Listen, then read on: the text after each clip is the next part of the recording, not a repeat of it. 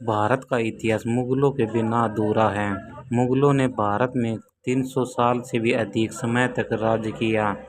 बाबर, अकबर और शाहजहां से लेकर बहादुर शाह जफर तक कई मुगल शासकों ने दिल्ली की राजपद से भारत में शासन किया, लेकिन कई सवाल आज भी इतिहास के पन्नों से गायब हैं। आखिर मुगल भारत क्यों आए थे? मुगलों ने भारत में अपना साम्राज्य कैसे स्थापित किया? राजपूतों और मराठा के रहते कैसे विदेशी ताकतों ने भारत में इतने लंबे समय तक राज किया? आखिर क्या है मुगलों के इतिहास की असली कहानी? आइए इस बारे में थोड़ा डिटेल से समझते हैं। दोस्तों, अगर बाबर हिंदुस्तान ना आता तो भारत में मुगल साम्राज्य की स्थापना नहीं होती। भारत में कभी लाल किला, ताजमहल जैसी भव्य इमारतें ना देखने को मिलती। बाबर का असली नाम जहीरुल मोहम्मद था। उसका जन्म 14 फरवरी 1483 को फरजाना में हुआ था। फरजाना आज के समय में उज्बेकिस्तान में अंतर्गत आता है। बाबर को तैमूर और चंगेज खां का वंशज भी माना जाता है और केवल 12 वर्ष की उम्र में ही बाबर ने फरजाना की राजगद्दी संभालना शुरू कर दी थी। यह बात बाबर के कुछ रिश्तेदार और अंकल को रास नहीं आई और उन्होंने बाबर को हटाने के लिए षड्यंत्र बनाने शुरू कर दिए। बाबर को फरजाना और समरकंद से बेदखल कर दिया गया। कई साल बाद साल 1504 में बाबर ने अफगान की राजधानी काबुल को जीत लिया और अपनी सत्ता स्थापित की। लेकिन बाबर सिर्फ काबुल से संतुष्ट होने वाला नहीं था, वह अपने साम्राज्य का विस्तार करना चाहता था। बाबर जानता था कि यदि उस साम्राज्य का विस्तार करना है, उसके लिए धन दौलत की जरूरत होगी। उस समय भारत से ज़्यादा शायद ही किसी और के पास था। दुनिया भर में उस समय भारत को दुनिया में सोने की चिड़िया कहा जाता था। 1525 ईस्वी में बाबर ने भारत में एंट्री करने की योजना पर काम शुरू कर दिया। भारत को गुलाम बनाने और जहां राज करने के उद्देश्य से उन्होंने भारत का रुख किया। उस समय हिंदुस्तान में लोधी वंशज का राजा इमरान लोधी का शासन चल रहा था। इसके अलावा राजस्थान में राजपूताना का शासन चल रहा था। तो वहीं साउथ में विजयनगर एम्पायर और अपने पैर पसार रहा था। इमरान लोधी बहुत सनकी था। उसे कुर्सी से हटाने के लिए उसके चाचा अलाउद्दीन लोधी और पंजाब के गवर्नर दौलत खान ने एक प्लान बनाया और काबुल से बाबर को भारत आने का निमंत्रण भेजा। बाबर को तो जैसे ही इस मौके का इंतजार था और तुरंत ही अपनी सेना के साथ उसने भारत की ओर रुख कर दिया। 15 सितंबर 1525 को उसने सिंधु नदी पार की। बाबर के पास सिर्फ 12,000 की सैनिकों की टुकड़ी थी। सिंधु नदी को पार करते ही बाबर ने पंजाब प्रांत को जीतना शुरू कर दिया। बाबर के पास दमदार आर्मी के साथ ही तोपखाने और बारूद यानी कि गन पाउडर भी था। बैटल ऑफ पानीपत भारत की धरती पर लड़ा गया। इसमें गन पाउडर का इस्तेमाल किया गया था। बाबर एक कुशल आर्मी कमांडर भी था। उसे युद्ध का बहुत अच्छा खासा तजुर्बा था, साथ ही उसकी स्ट्रेटजी भी कमाल की थी। वहीं दूसरी ओर इमरान लोधी के पास 1 लाख सैनिकों की विशाल आर्मी थी, जिसमें पैदल सैनिक, हाथी, घोड़े, बैलगाड़ियां सब कुछ भी। इतनी बड़ी सेना को देखकर भी बाबर का हिम्मत डगमगा नहीं। वह काफी बहादुर योद्धा माना जाता था। काबुल सहित पूरे अफगानिस्तान और उज्बेकिस्तान में आज भी बाबर का एक महान योद्धा के रूप में जाना जाता है। कई जगह उसके पुतले भी लगे हैं। वहाँ के लोगों को बताया जाता है कि बहुत कम सेना के साथ बाबर ने भारत पर फतह हासिल की थी। पानीपत दिल्ली से करीब 60 किलोमीटर की दूरी तय पर स्थित है और वर्तमान समय में हरियाणा का एक जिला है। बाबर ने इमरान लोधी को युद्ध के लिए ललकारना शुरू किया। अपनी रणनीति वह पहले ही बना चुका था। उसने दुश्मन के इलाके में एक खाई खुदवा जिससे लोदी की सेना ज़्यादा फैलाव ना कर पाए और बाबर की सेना को आसान टारगेट मिल सके। बाबर की सेना के कुछ लोगों ने कहा कि हमें वापस लौट जाना चाहिए, लेकिन बाबर ने वापस जाने से साफ इनकार कर दिया। उसने कहा कि हम इतनी दूर आए हैं तो अब दिल्ली जीते बिना वापस नहीं लौटेंगे। बाबर अपनी सेना की प्लानिंग भी बहुत अच्छी तरीके से करता था। सबसे आगे एनकाउंटर खड़े होते थे जो दुश्मन सेना की खबर बाबर तक पहुंचाते थे। उसके पीछे बैलगाड़ियां लाइन खड़ी कर देता था। तभी बैलगाड़ी को चमड़े की बेल्ट से बांध दिया जाता था और उसमें थोड़ा थोड़ा गैप छोड़ दिया जाता था। उन गैप्स में सैनिक तीर कमान लेकर खड़े होते थे और बीच में थोड़ी थोड़ी दूरी पर ही तो खाने भी तैनात कर दिए जाते थे। सैनिकों के पास जो तीर कमान होते थे वो भी कोई साधारण नहीं थे। उनकी डोरी खींचने में भी काफ़ी ताकत लगती थी। एक तीर 600 मीटर की दूरी तय की जा सकता था, जो करीबन 7 फुटबॉल के स्टेडियम के बराबर है। हर 5 सेकंड में सैनिक तीर चला सकता था और एक तीर 4000 पाउंड का फोर्स क्रिएट कर सकता था। बाबर के पास एक वेल ऑर्गेनाइज्ड आर्मी थी। दूसरी ओर लोदी की सेना ने भी मैदान में डेरा डाल दिया, जिसमें 1 लाख से अधिक सैनिक थे। लेकिन इतिहासकारों ने लोदी की सेना को सेना ना कहकर बल्कि मेले का नाम दे दिया। बाबर और लोदी दोनों ही सामने वाली सेना के पहले आक्रमण करने का इंतजार कर रहे थे। बाबर जानता था कि उसने पहले अटैक किया तो उसके जीतने की संभावना कम हो जाएगी। 19 अप्रैल 1526 की रात को वह अपनी सेना की एक छोटी सी टुकड़ी को लोदी के कैंप में भेजता है। जैसे कुछ सैनिक लोदी के कैंप के पास पहुंचे, लोदी की सेना ने उस पर हमला कर दिया। बाबर के सैनिक वापस लौट आए और कुछ सैनिकों की मौत भी हो गई, जिससे लोदी वंश उस हो गया और सोचने लगा कि बाबर की सेना को हराना काफ़ी आसान है। लेकिन असल में बाबर ने तो मछली पकड़ने के लिए सिर्फ दाना फेंका था। 21 अप्रैल 1526 को सुबह लोदी की सेना ने बाबर की सेना पर अटैक कर दिया। लोदी की सेना बाबर के सैनिकों द्वारा बनाए गए रेंज में गिर गई। वहां से बाहर निकलने में उन्हें जितना समय लगा, इतनी देर में बाबर ने तोप चलाने का आदेश दे दिया। लोदी ने सेना में सबसे आगे 300 हाथी तैनात किए। उसे लग रहा था कि हाथी जल्द ही सामने वाली सेना को पछाड़ देंगे, लेकिन होता इसके बिल्कुल विपरीत है। तोपखानों की आवाज़ से हाथियों ने अपनी संतुलन खो दिया और अपनी ही सेना को नुकसान पहुंचाना शुरू कर दिया। उतनी ही सेना के कई सैनिकों को हाथियों ने कुचलकर मार दिया। साथ ही तोपखानों से भी उनकी सेना को नुकसान पहुंच रहा था। थोड़ी ही देर में बाबर की पूरी सेना लोदी पर हावी हो जाती है। नजर आई कई घंटों तक युद्ध जारी रहा। शाम होते ही लोदी मारा गया और उसका कटा हुआ सिर बाबर के सामने पेश कर दिया गया। इस युद्ध के बाद बाबर को अच्छी खासी धन दौलत मिली। इतिहासकारों का कहना है कि बाबर ने जीता हुआ सारा धन जनता में बंटवा दिया था और उसके बाद जनता ने खुश होकर कलंदर नाम की उपाधि उसे दे दी। सन 1526 में 43 साल की उम्र में बाबर ने दिल्ली में मुगल सल्तनत की स्थापना की।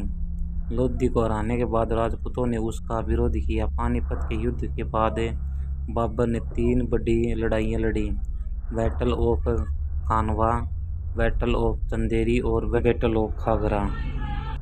उसने इन सभी लड़ाइयों में जीत हासिल की, लेकिन 26 सितंबर 1530 में उसकी मृत्यु हो गई। लेकिन मृत्यु के बाद बाबर को पहले तो आगरा में दफनाया गया, लेकिन उसकी अंतिम इच्छा के मुताबिक बाद में उसे काबुल में दफना दिया गया, जहां बाग-ए-बाबर के नाम से उसका मकबरा आज भी बना हुआ है।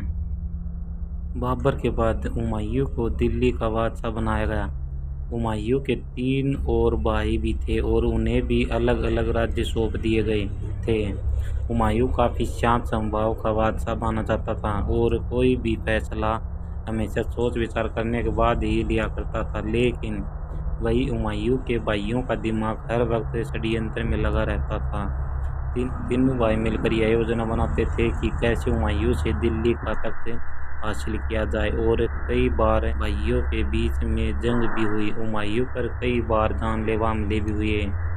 सन 1539 में चौसा में हुमायूं की भीषण लड़ाई हुई और 1540 में बिलग्राम में भी हुमायूं को युद्ध करना पड़ा। इस युद्ध में हुमायूं की हार हुई और शेरशाह जीत गया, और युद्ध में हार के कारण हुमायूं को अपनी जान बचाकर भारत से भागना पड़ा। कुछ समय तक वह सिंध में भेष बदल कर रहा। हुमायूं ने निदा बानो से शादी की और मोहम्मद जलालुद्दीन अकबर को जन्म दिया। करीब 15 साल तक भारत से बाहर रहते हुए हुमायूं ने अपनी एक विशाल सेना तैयार कर ली थी। साल 1555 में हुमायूं को फिर से दिल्ली फतेह करने में कामयाबी मिल गई, लेकिन इसी बरस लाइब्रेरी से सीढ़ियाँ चढ़ते वक्त उसका पैर फिसल गया और उसकी मौत हो गई। हुमायूं की मौत के बाद मुगल साम्राज्य लड़खड़ा गया और राजा हुमायूं ने दिल्ली पर आक्रमण कर दिया। उस समय अकबर की उम्र केवल 12 साल की थी और वो राजा हुमायूं की सेना के आगे कुछ नहीं कर पाया। लेकिन मुगलों के पास एक वफादार सेनापति था जिसका नाम बैरम खान था। बैरम खान ने एक सेना तैयार की, अकबर को युद्ध कौशल की जानकारी दी और 1556 में पानीपत की दूसरी लड़ाई में राजा हुमायूं को हरा दिया। 13 साल की उम्र में अकबर दिल्ली के तख्त पर विराजमान हो गया। अकबर एक धर्मनिरपेक्ष राजा माना जाता था। उसने राजा बनते ही लोगों को दिल जीतना शुरू कर दिया था। 1568 में उसने चित्तौड़ को जीता, लेकिन उसके लिए अकबर को कड़ी मेहनत करनी पड़ी। दिल्ली के बाद अकबर किसी भी तरह से राजस्थान को जीतना चाहता था, क्योंकि राजस्थान के राजपूत काफ़ी बहादुर माने जाते थे और अकबर जानता था कि यदि राजस्थान को जीत लिया तो पूरे हिंदुस्तान को जीतना फिर ज़्यादा मुश्किल नहीं होगा। राजस्थान के कारीगरों को हथियार बनाने में महारत हासिल थी। वहीं अकबर की सेना बदम स्टील के बने हथियार इस्तेमाल किया करती थी, जो खास तौर पर जंग में दुश्मन का सीना छलनी करने के लिए ही बनाए जाते थे। अकबर अपने हाथियों को भी जीरा बख्तर नाम के लोहे का कवच पहनाया करता था। उसे हाथियों का बहुत शौक था। किसी को मौत की सज़ा देनी होती थी तो उसे हाथियों के पैर के नीचे कुचलवा देता था। चित्तौड़ राजस्थान का सबसे मजबूत साम्राज्य था। चित्तौड़ का किला एक भेद किला माना जाता था। वहां तक पहुंचने के लिए अकबर ने एक प्लान बनाया। उसने एक सुरंग खोदी जिसके जरिए उसने सैनिक किले तक पहुंच गए। चित्तौड़ का किला एक पहाड़ी पर था। वहां तक सीधे नहीं पहुंचा जा सकता था। दूर से ही चित्तौड़ के सैनिक दुश्मन को देख लेते थे और ऊपर से तीर की बौछार कर देते थे। लेकिन अकबर के सिर पर जीत का भूत सवार था और लगातार प्रयासों के बाद 25 फरवरी 1528 के दिन उसने चित्तौड़ का दुर्ग जीत लिया। इस जीत के बाद उसका साम्राज्य 25 लाख वर्ग किलोमीटर एरिया में फैल गया। उसकी सेना ने मैच लॉक बंदूकों का इस्तेमाल करना भी शुरू कर दिया, जो दूर से ही दुश्मन की से में आतंक मचाने के लिए जाना जाता था। अकबर की कई बंदूकें आज भी म्यूजियम की शान बढ़ा रही हैं। अकबर को आर्किटेक्चर का भी काफ़ी शौक था। उसने दिल्ली से 250 किलोमीटर दूर और आगरा से करीब 40 किलोमीटर दूर फतेहपुर सीकरी नाम का एक शहर बनवाया। इस शहर में कई बाग और महल उसने बनवाए। वह अपनी राजधानी यहाँ पर शिफ्ट करना चाहता था। फतेहपुर में पानी की कमी ना हो इसके लिए डैम बनवाए और किले तक पानी पहुँचाने के लिए इंजीनियर्स की मदद से मशीनों का निर्माण कराया। वो मशीन उस समय इंजीनियरिंग का बेजोड़ नमूना थी। कहा जाता है कि अकबर ने खुद शहर का नक्शा तैयार किया था और शहर बनाने में उसने खुद भी मजदूरों के साथ कुछ दिन काम किया था। 16 साल फतेहपुर सीकरी को बसने में लगे, लेकिन यह शहर बहुत जल्द वीरान हो गया। दोस्तों, अकबर एक अनपढ़ मुगल बादशाह था। उसने हिंदुओं पर लगने वाले जजिया कर समाप्त कर दिए थे। साल 1605 में अकबर की फूड पॉइजनिंग के कारण उसकी मौत हो जाती है। अकबर के बाद सलीम के हाथ में दिल्ली की कमान आई। सलीम असल में एक अयास किस्म का व्यक्ति था। सलीम को अपना नाम भी पसंद नहीं था। उसने अपना नाम बदल कर जहांगीर रख लिया। जहांगीर को अन्यायी लोगों से सख्त नफरत थी। गुनहगारों को वह सख्त से सख्त और क्रूर से क्रूर सजा दिया करता था। जहांगीर ने अपने जीवन काल में कुल 20 शादियां की थी। मानबाई सबसे मशहूर रानी हुई, लेकिन जहांगीर सबसे ज़्यादा प्रेम नूरजहां से किया करते थे। जहांगीर के शासनकाल में ही अंग्रेज ने भारत में आकर ईस्ट इंडिया कंपनी की स्थापना की और व्यापार की इजाज़त मांगी थी। 20 बीवियों से जहांगीर की कई संतानें हुई, लेकिन उसका केवल एक ही पुत्र जीवित रहा, जिसका नाम खुर्रम खान उर्फ शाहजहां रखा गया। सन 1627 में जहांगीर की मौत के बाद शाहजहां दिल्ली का बादशाह बना। शाहजहां के शासनकाल में दिल्ली सहित पूरे हिंदुस्तान ने तेजी से तरक्की की। दुनिया का 1/4 सामान का प्रोडक्शन केवल भारत में ही हो रहा था। आर्थिक तौर पर दिल्ली मजबूत होता गया। आर्ट और आर्किटेक्चर को भी उस दौर में काफ़ी बढ़ावा मिला। मोती मस्जिद, विश्व प्रसिद्ध ताजमहल, दिल्ली का लाल किला, दीवान आम और दीवान खास जैसे कई नायाब नमूनों का निर्माण शाहजहां ने ही करवाया था। शाहजहां ने अपने लिए एक मयूर सिंहासन भी बनवाया था, जिसमें कई बेशकीमती हीरे जड़े हुए थे। लेकिन 1639 में ईरान के राजा नादिर शाह ने युद्ध में शाहजहां को परास्त कर दिया था और उसके बाद नादिर शाह अपने साथ मयूर सिंहासन वापस ले गया। शाहजहां जब बूढ़ा होने लगा तो उसने अपना राजपाट बेटों को सौंपने का फैसला किया। शाहजहां ने अपने बड़े बेटे दारा शिकोह को दिल्ली की राजगद्दी सौंपी। दारा शिकोह सभी धर्मों का आदर किया करता था और एक न्यायप्रिय राजा था, लेकिन दारा शिकोह के राजा बनते ही शाहजहां के तीसरे बेटे औरंगजेब को हजम नहीं हुई। औरंगजेब ने सन 1658 में अपने भाई के खिलाफ युद्ध छेड़ दिया और दिल्ली का बादशाह बन गया। बादशाह बनते ही औरंगजेब ने अपने पिता को आगरा के किले में बंद करवा दिया और अपने भाई को मौत के घाट उतार दिया। औरंगजेब इतना क्रूर था कि इसका अंदाजा आप इस बात से लगा सकते हैं कि भाई की मौत के बाद उसका गला धड़ से अलग करके औरंगजेब अपने पिता के पास ले गया था। औरंगजेब के बादशाह बनते ही हिंदुओं पर अत्याचार करने उसने शुरू कर दिए। जगह जगह मंदिर तुड़वा कर मस्जिदों का निर्माण कराया। कई हिंदुओं का जबरन धर्म परिवर्तन किया गया। उसके शासनकाल में ही हर जगह कत्लेआम हो रहा था। यह बातें मराठा, मारवाड़ा, राजपूत सहित कई हिंदू राजाओं को पसंद नहीं आई और औरंगजेब के खिलाफ युद्ध का शंखनाद कर दिया। औरंगजेब युद्ध में घायल हुआ और 3 महीने तक वह बिस्तर पर ही रहा और सन 1707 में बिस्तर पर ही उसने दम तोड़ दिया।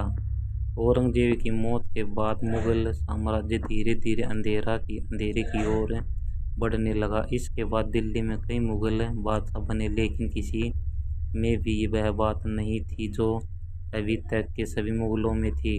सन 1707 से लेकर 1712 तक बहादुर शाह प्रथम ने राज किया। उसके बाद जहांगीर शाह और फारूक सियार, मोहम्मद शाह, रंगीला, आलमगीर शाहजहां, तरती, अकबर द्वितीय सहित कई राजा हुए। किसी ने भी बहुत अधिक समय तक राज नहीं किया और बहुत कम समय ही दिल्ली का बादशाह बदलते रहे। वहीं दूसरी ओर अंग्रेज लगातार मजबूत हो रहे थे और कई राज्यों में मुगलों के शासन का अंत हो चुका था। मुगलों के अंतिम शासक बहादुर शाह जफर द्वितीय हुए, जिनकी मौत सन 1822 में म्यांमार में हुई थी। लेकिन बहादुर शाह जफर की मौत से पहले ही मुगल साम्राज्य का अंत हो गया। सन 1857 मुगल साम्राज्य का दिल्ली में अंतिम समय माना जाता है।